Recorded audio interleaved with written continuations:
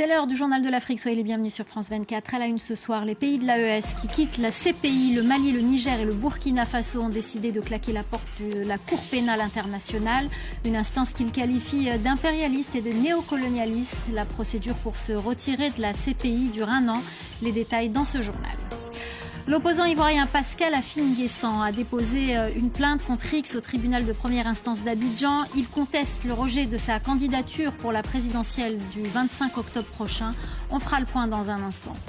Et puis à la fin de ce journal, nous irons au Sénégal qui se réjouit de la victoire du Ballon d'Or par Ousmane Dembélé. L'attaquant du PSG a des attaches dans le pays. Il pourrait même s'y rendre pour une tournée. Les réactions à suivre.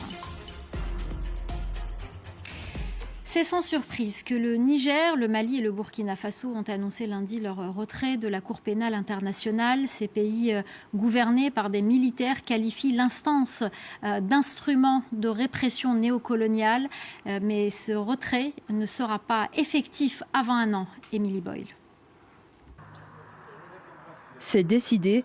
Mali, Niger et Burkina Faso se retirent de la Cour pénale internationale.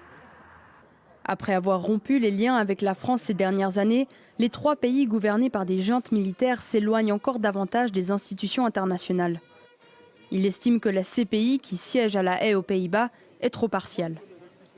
Cette juridiction s'est transformée en instrument de répression néocoloniale au mai de l'impérialisme, devenant ainsi l'exemple mondial d'une justice sélective. En effet, la CPI s'est montrée incapable de prendre en charge et de juger des crimes de guerre, des crimes contre l'humanité, des crimes de génocide et des crimes d'agression avérés. La semaine dernière, le Premier ministre nigérien avait accusé l'institution de ne viser que des pays africains. Regroupés dans l'Alliance des États du Sahel, les 3 pays annoncent une décision à effet immédiat. Mais dans les faits, le retrait n'est effectif qu'1 an après le dépôt du dossier devant l'ONU. À la place de la CPI, ils annoncent créer prochainement une cour pénale sahélienne.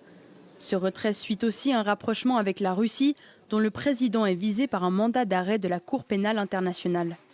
Les pays du Sahel seront loin d'être les seuls à ne pas ou plus adhérer à la Cour de La Haye. Sur les 193 membres de l'ONU, 125 adhéreraient jusqu'ici à la CPI. Les États-Unis, la Russie, la Chine ou encore Israël ne sont pas membres de la Cour. On en vient au référendum constitutionnel en Guinée. Le taux de participation a dépassé les 91% sur plus de 80% des bureaux de vote dépouillés. Une validation du texte devrait permettre à Mamadi Doumbouya, arrivé au pouvoir par un